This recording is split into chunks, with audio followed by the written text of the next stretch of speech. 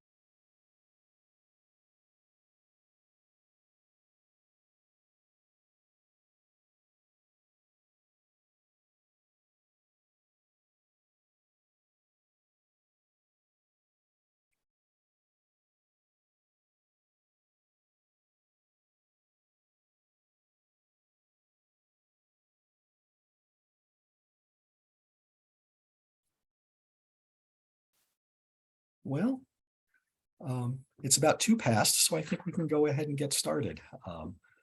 So I think we've given them enough time, and I truly hate waiting. So again, my name is Matt Turry, and welcome to the Wilson Research Forum. And today we're going to be learning from two of our fellows, Jennifer Standish and Irene Newman. Who are going to be talking to us about research work that they did this past summer, really, or spring. It's all blending at this point. And they did this under the aegis of a Southern Studies fellowship that we have here at Wilson Library. They were doing dissertation work, and it's a fellowship that's funded by the Watson Brown Foundation. The pattern for this research forum is the same as in the past. Jennifer will talk for about 20 minutes, and then Irene will talk for about 20 minutes. And then at the end, we'll have 20 minutes to collectively come back together and ask questions. You can either type them into a chat, or you can raise your hand and unmute yourself, and you can ask them directly, which is a great thing to do. Just by way of a very brief introduction, as you know, Irene Newman is a PhD candidate in American Studies here at Carolina, who studies white power organizing. She's a field scholar for the Southern Oral History program and an associate editor at Southern Cultures. Her presentation today is called First and Fight: North Carolina's Leading Role in Late 20th Century White Power Organizing. And then our leadoff conversation today is by Jennifer Standish. Jennifer is a PhD candidate in the history department here at Carolina, and her dissertation project generally examines right-to-work laws across the US South. Today's presentation is called The World War II Farm Labor Program, Right to Work and Organizing Migratory Workers in the South. So without further ado, Jennifer. Okay, well, thank you so much, everyone who put in the time to organize this discussion. And I'm really excited, Irene, to hear more about your work. And thanks everyone for being here. I also want to take a second to just really genuinely thank everyone at the Wilson Library, and especially its staff, for this opportunity to do this research and all the support we received. I hadn't really yet had an experience to do research like this and spend so much time in an archival collection. And it was such a different research experience for me. I felt like I could really dive into the collection and think critically while I was looking at the sources, instead of just taking as many pictures as I could and leaving. And the library staff was really just so kind and helpful throughout. And I just genuinely looked forward to coming in multiple times a week last semester. And I looked forward to continuing to do research with you all. So thank you. So the research that I did as a library fellow ended up being really formative for the direction that I took my dissertation, and I'm taking it, which, as Matt has said, is on right to work laws in the South. For those who are unfamiliar with right-to-work laws prohibit union security agreements regarding a union's right to compel union membership and/or fees, which, according to union advocates, makes it difficult to maintain union memberships. In 1947, the Taft-Hartley Act limited and reversed a lot of the New Deal labor protections that had been won and really formalized just 12 years earlier in the Wagner Act of 1935. And this, the 1947 Taft-Hartley Act included a official sanction and protected states' rights to pass these right-to-work laws. And then by 1976, every single former Confederate state passed some form of right-to-work legislation. So my dissertation asks how and why right-to-work laws and the specific battle over union security agreements, rather than other kind of anti-union legislation and policies, why these right-to-work laws became one of the central legal and ideological mechanisms for limiting union power. And also why it matters that this right to work movement was so successful early on in the US South. I had initially kind of imagined that my research would lead me to industrial labor organizing that had really kind of boomed in the 1930s and 40s as the origin of right to work laws. And also industrial labor unions like the Congress of Industrial Organizations, doing a lot of interracial labor organizing in the 30s and 40s. And so I imagine that these right to work laws would be kind of a backlash against these specific contexts. And it's just important to note, right, farm workers and domestic workers weren't even covered by the 1935 National Labor Relations Act, and given those labor protections. And so I was really anticipating kind of an industrial organizing focus and backlash. However, I applied to the Wilson Library Research Fellowship primarily to look at the Southern Tenant Farmers Union records. And this is just a really extensive collection of documents from this Arkansas-based tenant farmers union that, at least according to a lot of histories that have been done on it, was really most active during the 1930s, advocating for tenant farmers across the South during the New Deal. And I was going off of a hunch in applying for this to work with these records that this hunch kind of from my earlier archival research, that the agricultural economy, and particularly that in Arkansas, was going to be an important place for the origins of right to work. And there are a couple of reasons for this. 2 states passed right to work laws before the Taft-Hartley Act of 1947. And they did so in 1944 by ballot referendum. One was Arkansas and one was Florida. And I decided to focus on Arkansas because it was an extremely popular and referendum in terms of participation. A lot of voters participated in the ballot referendum who also voted for the presidential election. 2, I've seen a lot of nods, kind of unsubstantiated nods from historians that the biracial unionism of the Southern Tenant Farmers Union, that again based in Arkansas, was kind of one of the pushes for this right to work law in 1944. And then 3, like I said, some of my early archival research pointed to the Farm Bureau Federation and a group called the Veterans Industrial Association as early sponsors of right to work legislation. And so this context of farm labor, American Farm Bureau, and World War II were especially intriguing to me, as this really hadn't been on my radar for trying to understand the origins of these laws.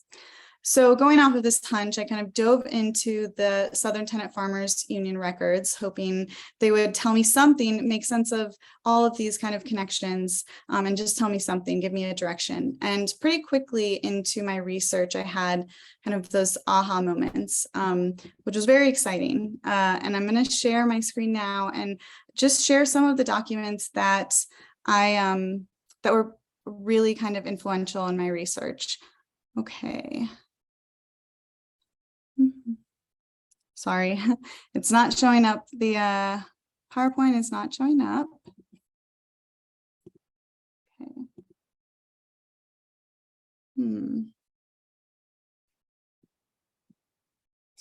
Sorry, everyone.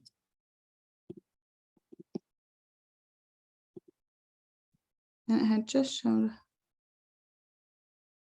Library.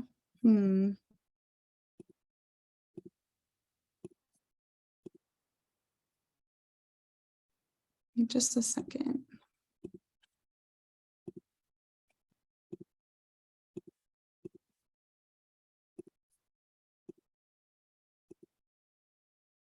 Okay, here we go. Sorry about that. Okay, so is everyone seeing this as a presentation or as just a PowerPoint? It's as a presentation? Okay. Okay, we'll go here. So what I really found in my research is that 2 years prior to this 1944 right to work law in Arkansas, the Southern Tenant Farmers Union was working directly with the federal government wartime bureaucracy to essentially get labor contracts for Southern tenant farmers during the war and to organize migratory farm workers into essentially, if not formally, closed shop unions, which again, this is not something that was covered under labor law at this time, especially for farm workers. So coordination of farm labor during the war was a really big deal for the federal government. And so by positioning itself as kind of an on-the-ground recruiter of Southern farm workers who could be transported out of state to work at places that needed workers, and using the STFU's connections to progressive and union-friendly government officials in the Farm Security Administration, the Southern Tenant Farmers Union placed itself really in the center of U.S. wartime farm labor coordination. And not only that, but it was using its position as an opportunity to recruit dues-paying members to the union. And so what you're looking at here is a proposal that the Southern Tenant Farmers Union sent to the U.S. Sugar Corporation in this early stage as they're trying to work out this deal really with the federal government to be this recruiter of farm labor. And among the conditions that the Southern Tenant Farmers Union tries to asks for this agreement with the Sugar Corporation is that all workers employed in field work on plantations of the corporation be required within 30 days after being employed by the corporation to become a member of the Migratory Agricultural Workers Union, a division of the Southern Tenant Farmers Union. So essentially to including a union security agreement. Okay, so this is an example of kind of the early very explicit early efforts of the Southern Tenant Farmers Union to establish a union security agreement.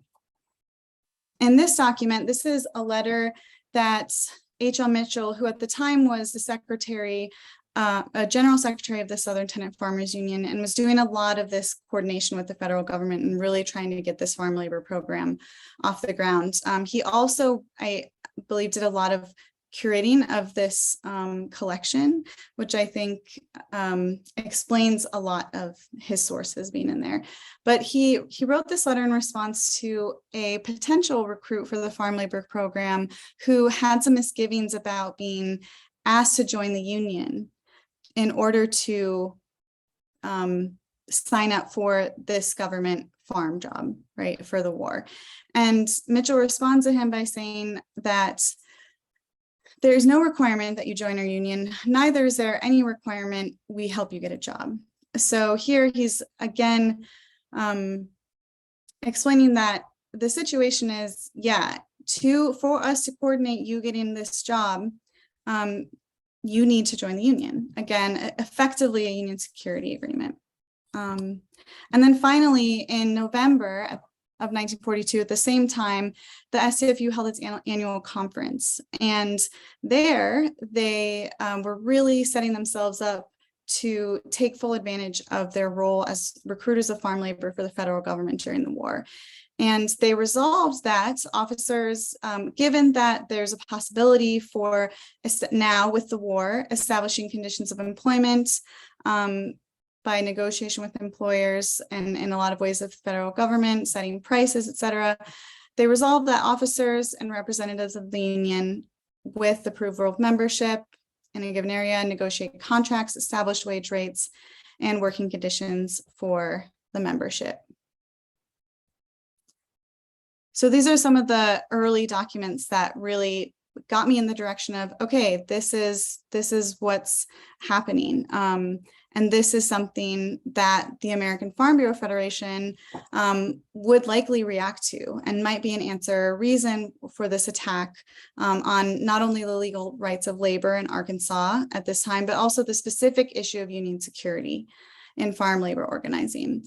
And for a little bit, I found in the documents, this plan, the STFU's plan to build up its membership and use the federal government to protect farm workers worked, with the few hiccups that I'll talk about. But this next slide shows a letter from the U.S. Department of Agriculture from Gregory Silvermaster, who was the Director of Labor of the USDA. And he's thanking Mitchell for the General Secretary, Joe Mitchell, for notifying them of union members who are unhappy with their working conditions in one of the migrant farm worker camps that union members were sent to. And it's really demonstrating just the way that Mitchell is using his connections to the federal government to really enforce these working conditions that had been set. Workers had complained to Mitchell. They would write letters to Mitchell about conditions not matching what they were promised. And then Mitchell, in turn, would relay these concerns to the federal government, who then sent a labor relations mediation officer to work with the planters, the farm owners, and the farm workers. And by January 4th, in this instance, in the Texas camp,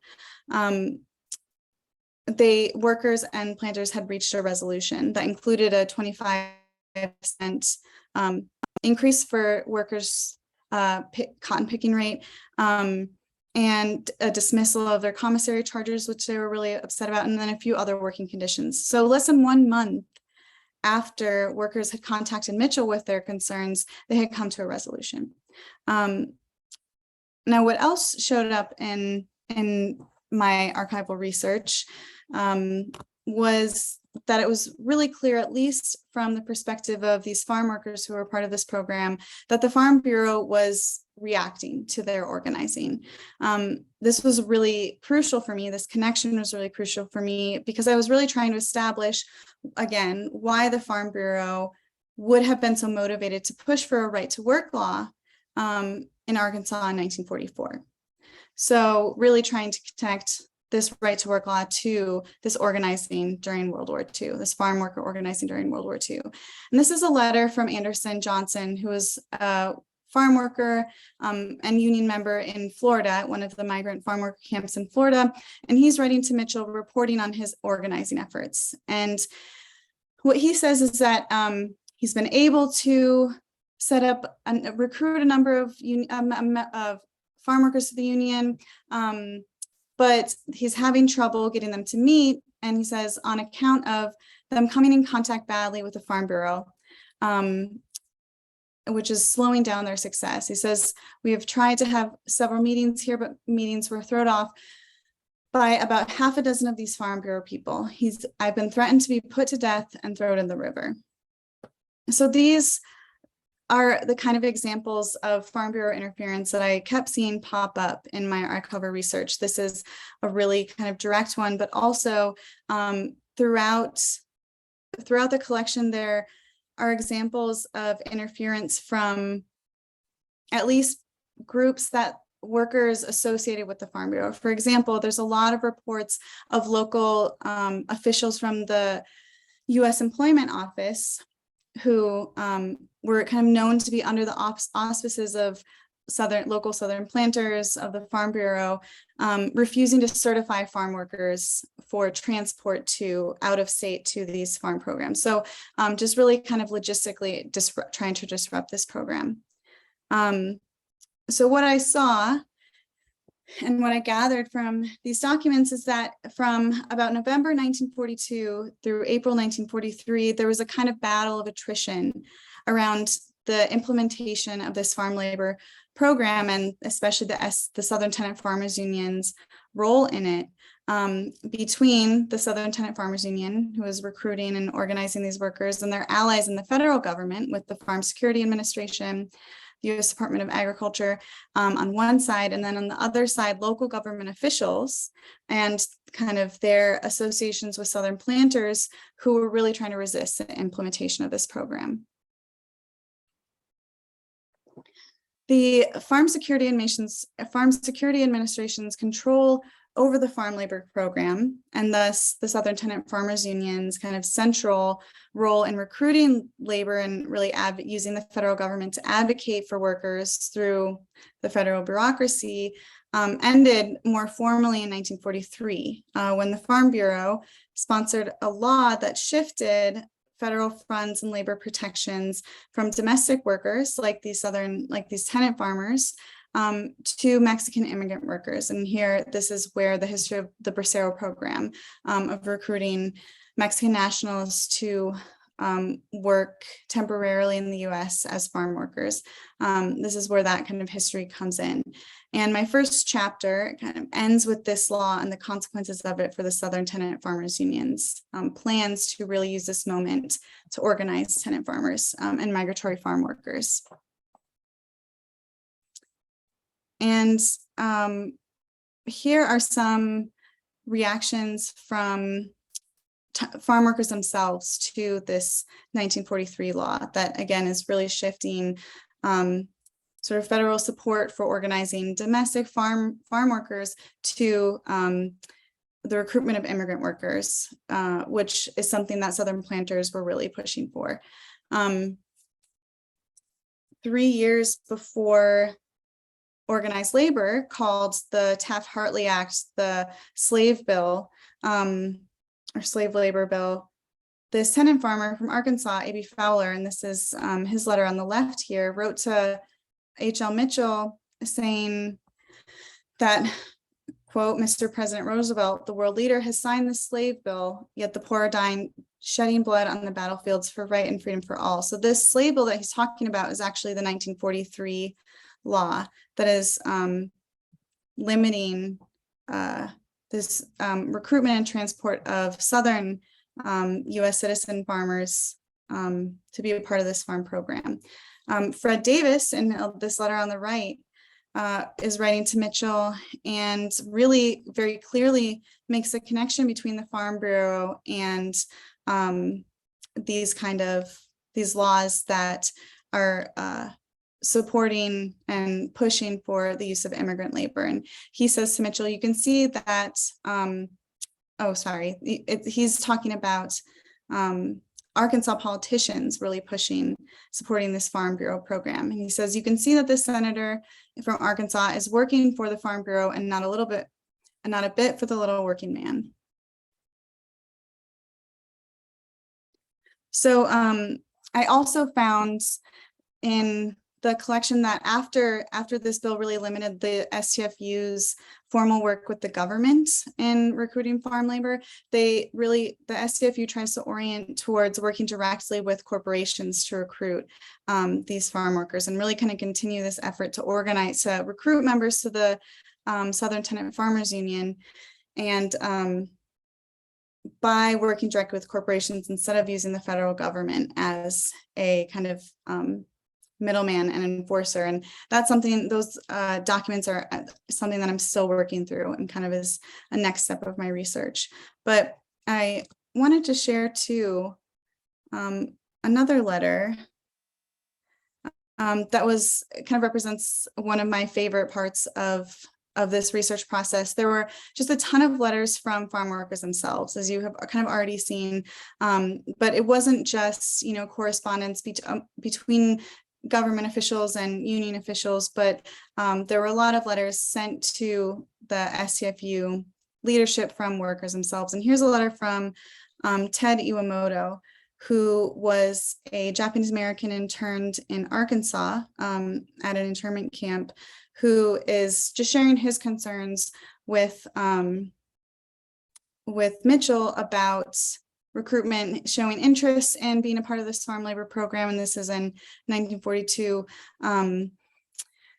But also, sharing what they were worried about, especially, which for them was making sure that they would be able to return to the relocation center that they were staying at, because, as he says, that was their home.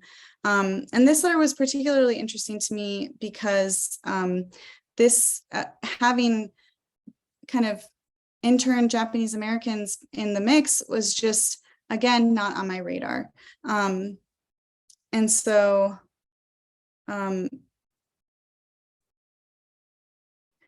again, this research has really allowed me to open up in a lot of directions that I wasn't expecting. And I think I have run out of time, so I'm going to stop there to make sure we have time. Thanks everyone for listening.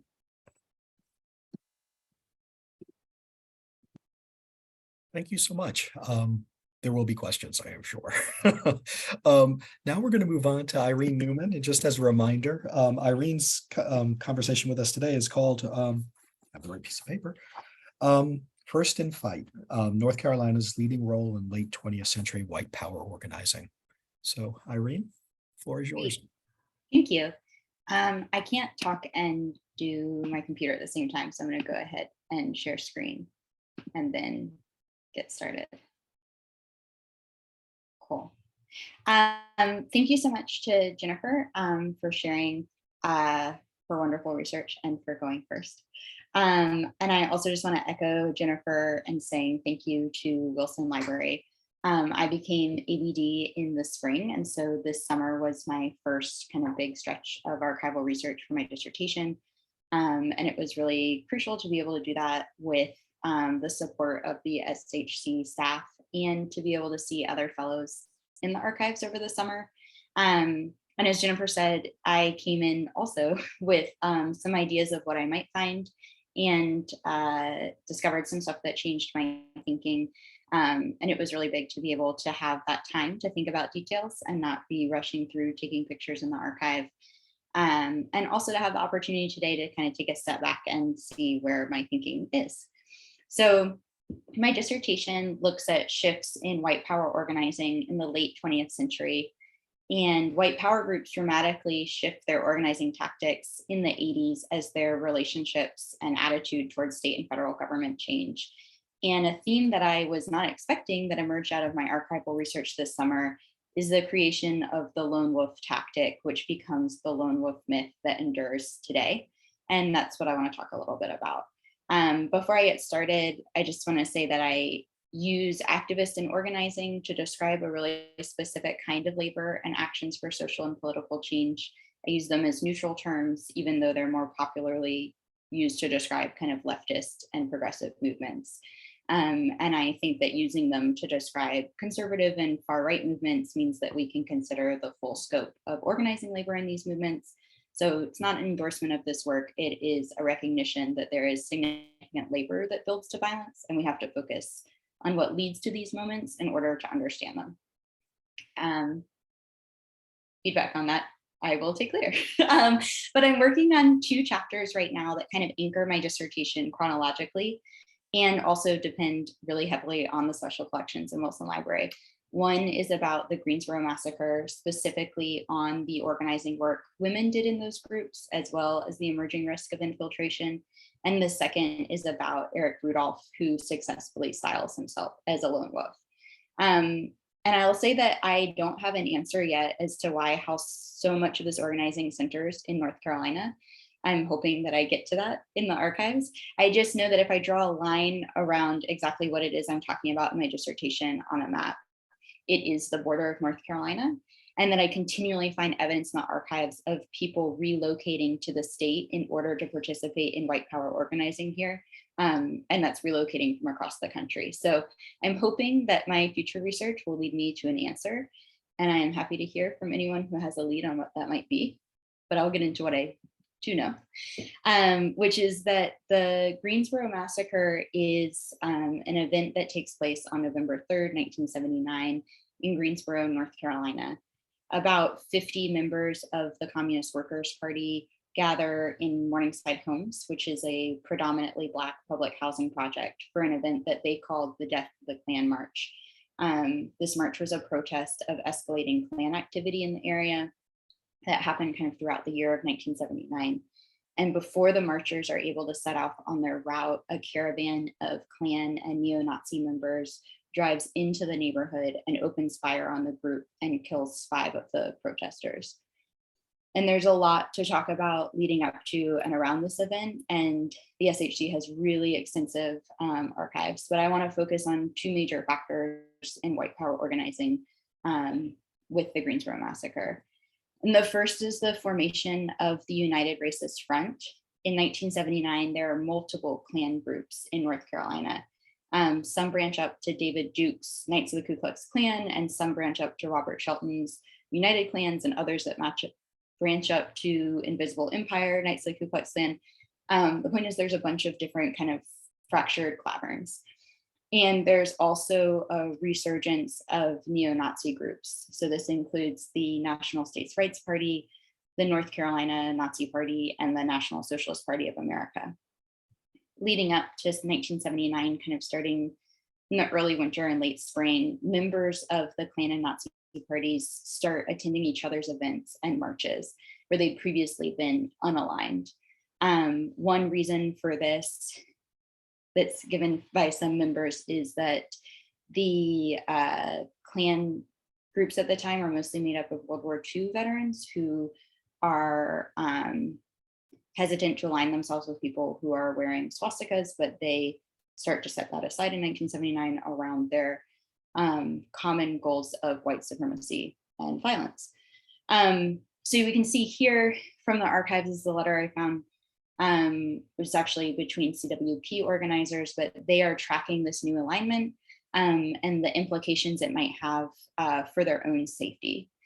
In September 1979, Klan members and members of the North Carolina American Nazi Party met for a weekend retreat outside Lewisburg to form the United Racist Front, which is a group they called a working unity between white power organizations.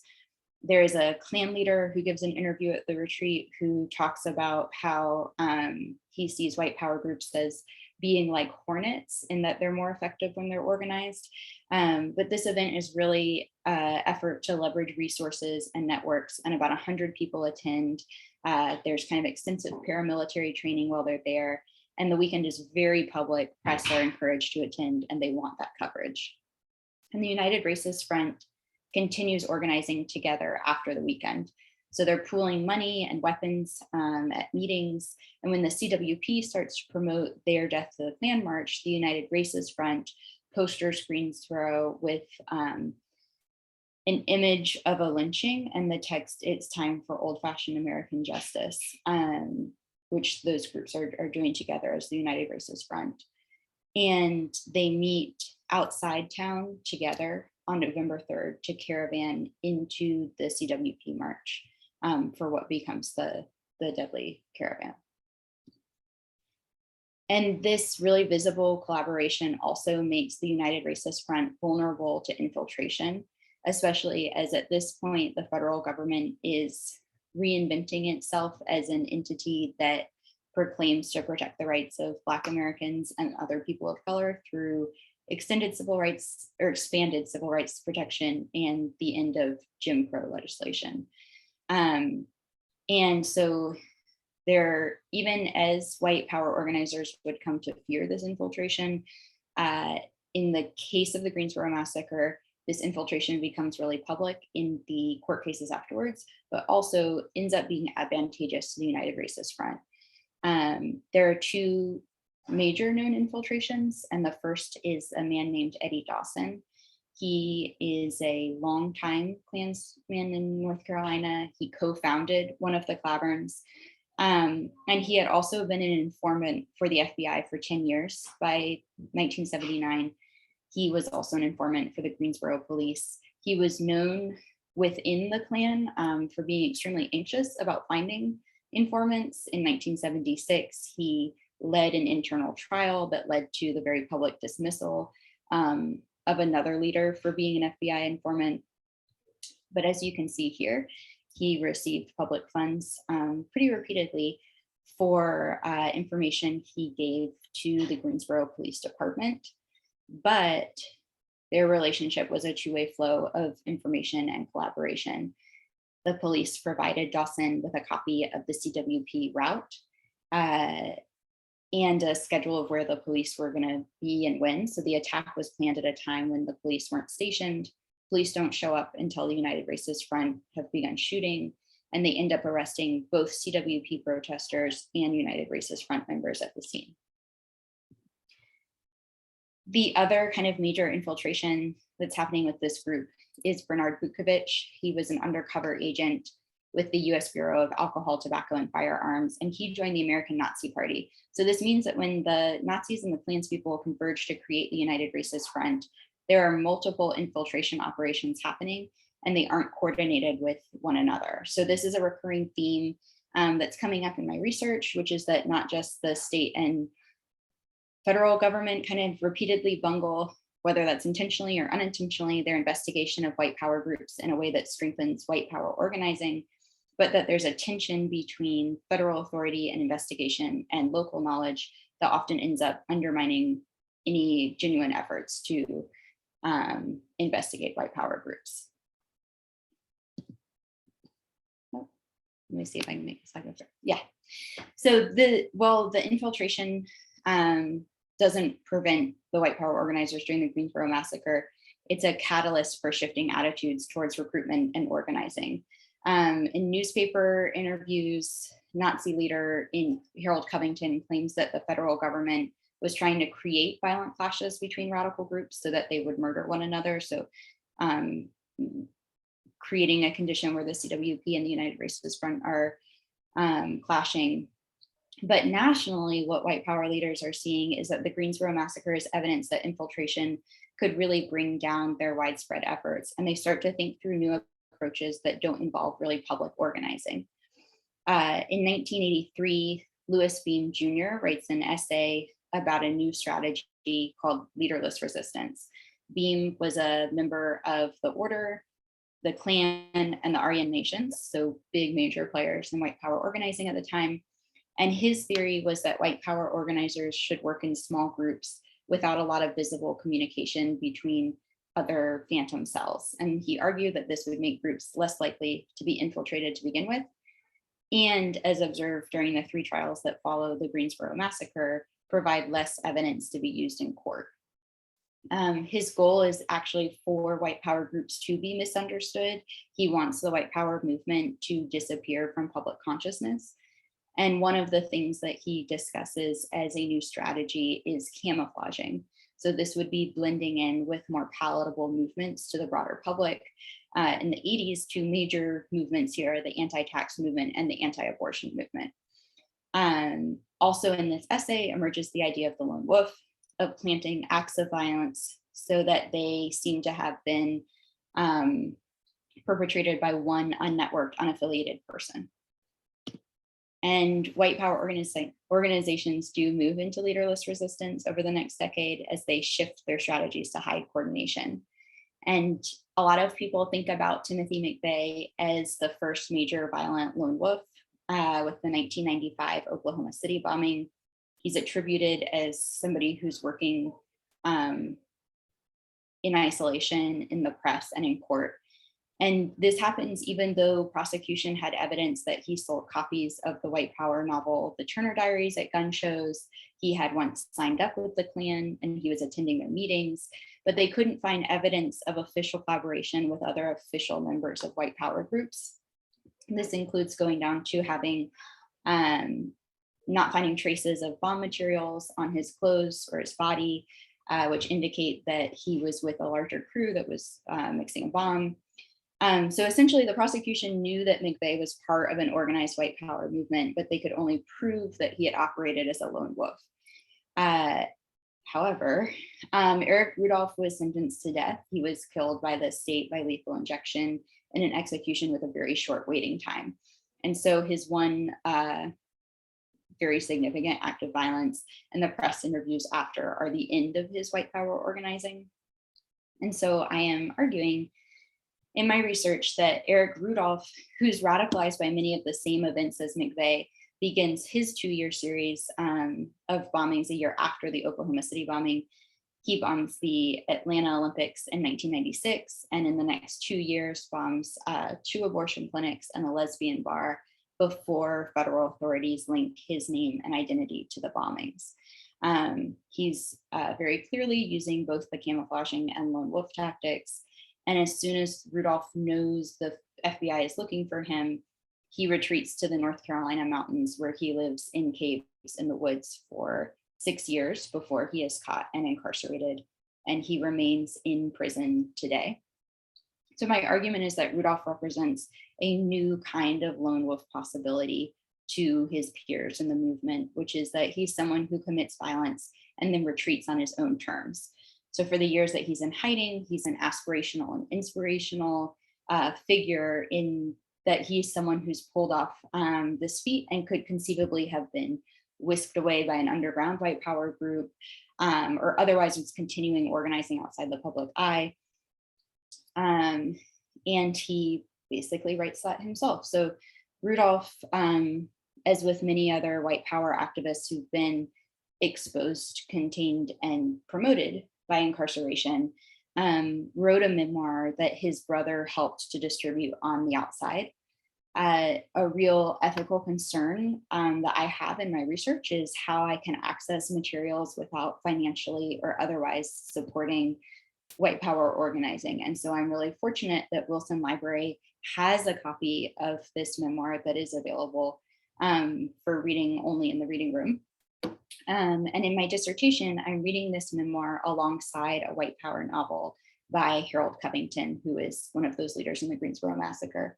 And through Rudolph's writing, and in comparing his writing to fictional accounts of similar organizing, I can argue how Rudolph's experience is not that of a man working in isolation, but someone engaged in this work of leaderless resistance. One of the ways I'm able to do that is this example of finding networks of communication.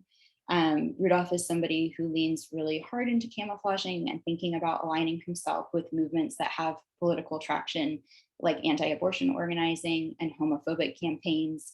He writes about being inspired by other people who are targeting doctors and their staff who perform abortions. And in the article from the previous slide that's in the SHC, local interviewees in Shelby, North Carolina, repeat that they're anti-violence, but they believe it's a net good that 2 abortion clinics no longer exist. And so they are hesitant to turn in Rudolph if they were to see him, even as they might disagree with his techniques. So there's an added layer of safety from that camouflage for Rudolph. However, Rudolph was affiliated with the Christian identity movement in his youth. He signposts all through his memoir his involvement with white power organizing. And this is especially evident in the way that he writes about the Ruby Ridge massacre, or Ruby Ridge, the siege on Ruby Ridge, which he refers to as the Ruby Ridge massacre. This is where the Weaver family compound in Idaho is under siege by the FBI. The Weavers were Christian identity leaders who went to Aryan Nation meetings. They were openly racist. They were clearly portrayed as white power activists in the court proceedings. And Rudolph talks a lot about the similarities between his family and the Weavers, who considered themselves white separatists, how he is also interested in a life of seclusion dedicated to their shared ideologies. And Randy Weaver also has a connection to Fort Bragg, which comes up in other areas of my research. But you'll see here that Rudolph describes the networks of communication that spread the news of Ruby Ridge, shortwave radio and small newsletters that are happening between phantom cells, with the goal of galvanizing people who feel similarly threatened. And I'm also finding reference to doing white power organizing outside of the bombings that I'll be able to compare with Covington's novel. These white power novels tend to have a similar narrative arc in which white power organizers prepare for a major race war within the United States, and they serve as how-to guides for white power groups. They don't have the same liability or risk factors that a memoir does, and so they go into greater detail, and they attract less attention from people outside of the movement besides as recruitment materials than maybe a higher profile memoir. But as you can see here, Eric Rudolph is writing about preparing for his trip down to Atlanta to place the bombs in the Olympics. And he has created these caches that he's hidden in the mountains so that he has a place to hide if he's identified, but he's very clear that he's not interested in fleeing the authorities to leave the country, that he will continue the struggle in terms of doing organizing work from the mountains. So that is kind of the direction of my final chapter as I pull together those narratives. And I am also at time, so I'm gonna go ahead and stop now. Well, thank you so much, Irene. So it's really interesting. I trust you all have questions. You can either, well, yes, Abigail, are you raising your hand or are you clapping? Sorry, I was doing a little bit of both. There you go. Well, thank you so much to both of you. That was really, I have a page full of notes that are mostly incomprehensible, but that I was fascinated by kind of both of your research, really looking forward to hearing more about it in the future. I did have a question for Irene. I know you mentioned a little bit at the beginning about the role of white women in white power organizing. And I know you weren't able to get into it in this, but I didn't know if you had found any kind of interesting links or kind of what the focus of in your research is, just because I find the switch to less public organizing to be, I feel, kind of similar to the ways that like women are often doing quiet labor and like not acknowledged. So I don't know, just wondering if you had made any links or anything that you can speak to about that. Thanks, Abigail. That's a great question.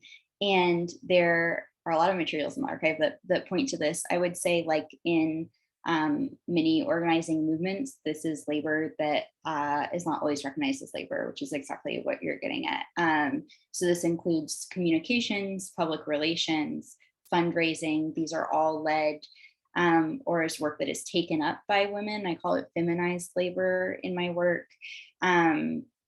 And one way that I have found in the archives that I know that it is valued as labor is that there's a point in which leaders in the Klan in North Carolina start a payroll that is funded by groups outside of North Carolina that are sending money to North Carolina. And some of these women are placed on payroll because the work that they're doing in printing and mailing and addressing out newsletters or in giving testimony either to the press or in court that I think is has a perceived innocence to certain readers and jury, particularly a white readership and jury, that is really supporting this work. And so that being on the payroll is one of the ways that I argue that this work is seen as crucial to the work that these groups are doing. Hooper, did you have a question? I thought I saw your hand up, but maybe I didn't. I can ask a question. I have a question for Irene as well. Thank you to both of you. Great talks and really fascinating research. I couldn't help but puzzle over, Irene, you were talking about several of these white power organizers having connections to, I think you said Fort Bragg, but maybe also Camp Lejeune. And I was wondering if you could talk a little bit more about that and how that's showing up in your research. I can talk a little bit about it, which is that I haven't started doing my archival work around Fort Bragg, but I do plan to have a chapter on it. And that's that most of the leaders in this movement are working at Fort Bragg or are trained at Fort Bragg. There's actually a congressional investigation in the early 80s because there are weapons and other materials that go missing from Fort Bragg. And that investigation turns up inconclusive. And I believe that the archives will show that I think I know where those things are going. So I think that Fort Bragg becomes a major space where also the paramilitary movement is growing at this time, but a lot of these people are trained by the US military. And this all builds on Kathleen Ballou's work in Bring the War Home, which is that the Vietnam War is responsible for, or the US involvement in the Vietnam War is responsible for a surge in white power organizing immediately after.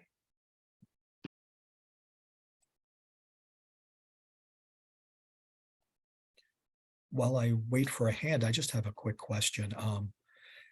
So you're both dealing with 20th century collections that are described with different levels of granularity. And I'm just wondering, Jennifer, for instance, the Southern Tenant Farmers is pretty much a straight cron sort of collection. How did you decide how to tackle something that large and that sort of descriptively undifferentiated?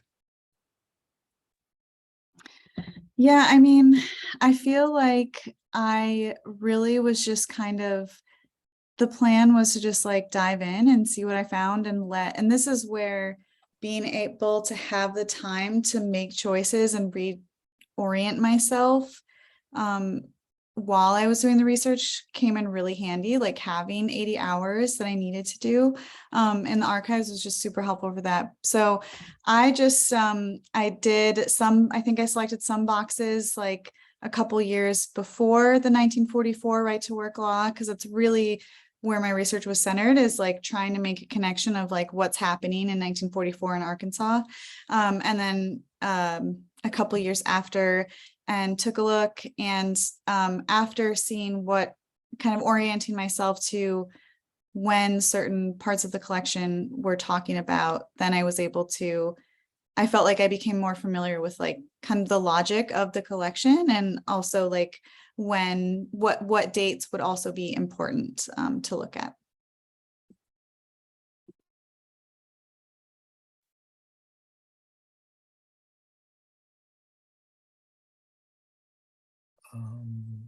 John Blythe has a comment.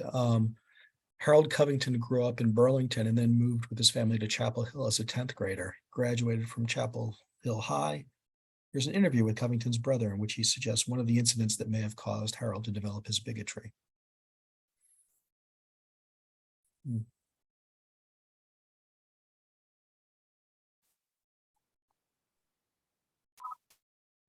I have a question for Irene, if that's okay, but I'm happy to wait if someone else has questions. No, please. So one thing I wanted to talk about and totally miscalculated time was just, I think the ethical questions that I have as uncovering these sources from people who didn't choose to be in the archive. A lot of letters from farm workers who wrote to H.L. Mitchell, who then put them in the Southern Tenant Farmers Union collection. And for example, the letter from Ted Iwamoto, I went down kind of a rabbit hole, like trying to figure out more about his story. And really actually, anyways, went down a rabbit hole, and I see him as like a really great example that I want to use in my research, and also learn that, you know, he has a niece who's still living in the South Bay in Los Angeles, you know, and so I think I'm trying to navigate the like ethical responsibility to descendants of people in the archive, or, you know, people who are still alive. And I'm curious, Irene, if you've grappled with that, and it's a different and also like really interesting context of these white supremacist organizers too. So yeah, I'd just love to hear your thoughts on that. Thanks, Jennifer. I want to hear more about that work that you're talking about, because I do think it's important. I think one thing that makes those questions kind of easier for me, especially when it comes to the Greensboro Massacre collections, is that the CWP organizers are responsible for most of that. Like they were doing this archiving themselves.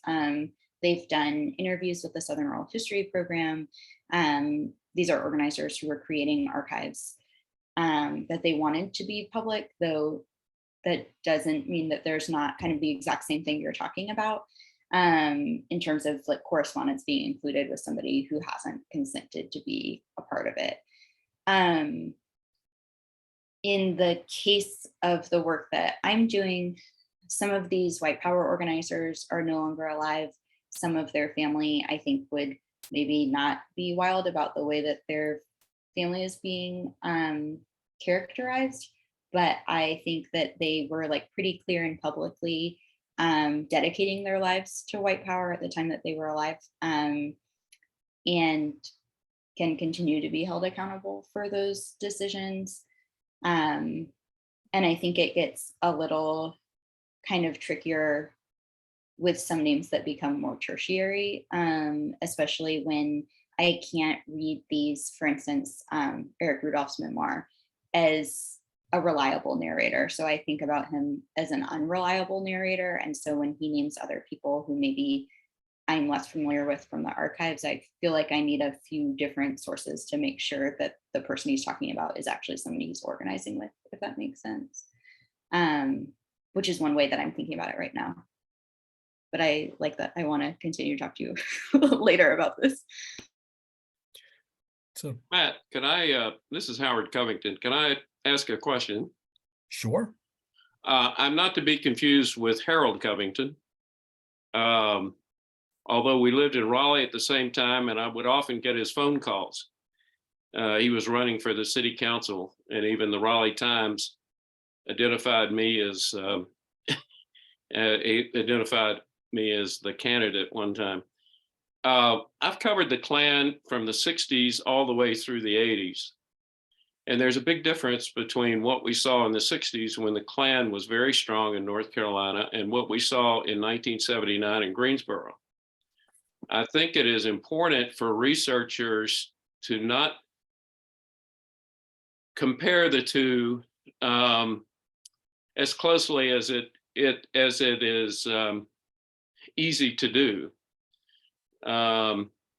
The Klan in the 1960s was a money-making operation for Bob Jones. It was basically not violent, but because violence brought on the heat from the law enforcement. What happened by the late 70s and the early 80s was that they had forgotten that. And the incident in Greensboro, which you were referring to as the Greensboro Massacre, needs to be a balanced look at the conflict between two militant and armed groups. The Klan did not roll into Morningside Heights and start blazing with their guns.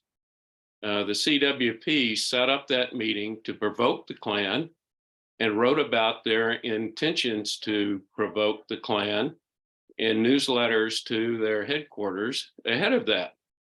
They were also armed, so there were shots fired from both sides. It's a very complicated and nuanced kind of study that came out of that. And I think that the story that the CWP is telling in the aftermath should be viewed as skeptically as you might view the Eric Rudolph memoir and books, that writings from him. Both have an axe to grind, and it's not as clear-cut a dichotomy as you might want to believe.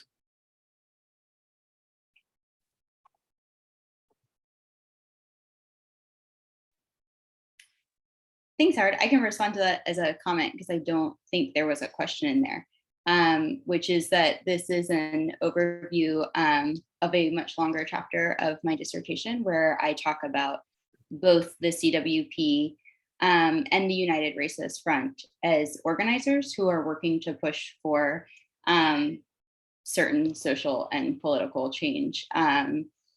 I think that the other thing the Wilson Library has that is quite useful for seeing what happened in Morningside Heights, though it is very disturbing, and I would recommend that folks who are only equipped for this research go ahead and do it. There are 4 different video recordings of what happened on that day, and they are all accessible in Wilson Library.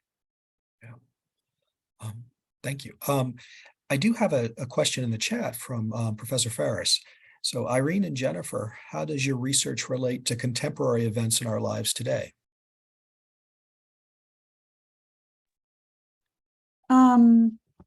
Yeah, that's a really great question. I think just briefly, right to work laws are still one of, if not the kind of major legal strategy to limit the power of labor unions and workers' ability to organize. And 27 states across the United States have right to work laws right now. So just a really kind of present history and practice. And I think, and they have really spread, of course, outside of the South, and are continuing to be passed. But I think from a specific part of my research, especially at Wilson Library, is just the centrality of farm workers. And I think they, especially after a certain point in at least US labor history, get kind of ignored because there isn't a ton of institutionalized or organizing and formal organizing of farm workers. And what I'm hoping to highlight a little bit more is just how important it is to look at farm workers historically and today, and understanding kind of labor law, labor conditions. That's how I would answer that. I would say white power violence continues today. It continues to be characterized as kind of masculine and spontaneous rather than premeditated and organized, and with a range of folks who are involved in that organizing across genders and actually sexualities. And that looking at this organizing in the fuller scope is part of what helps us prevent that organizing. Well, I'm afraid we're at time. It always reminds me that I wish we always had an extra 10 or 15 minutes to these. I'd love it if many of you that are here today could join us for our next research forum, which will be on November 9th. Hooper Schultz is going to present Other Voices, Other Souths, Gay Liberation in College Towns and on University Campuses. And Sarah Farkas is going to be presenting on Women's Consumption, the Portraits and Possessions of Anne of Cleves and Sybil of Cleves. So very different conversation than what we've had today, at least in part. So I look forward to seeing you. That was really nice, and take care. So.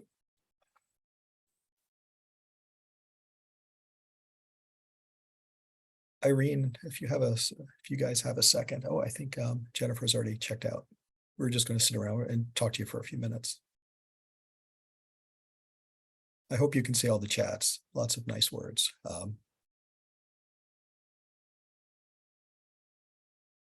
Perfect. So, Irene, I guess, going forward, even though you've completed all the requirements of the fellowship, please do not hesitate to let us know what we can do to support your work. I know you'll be coming here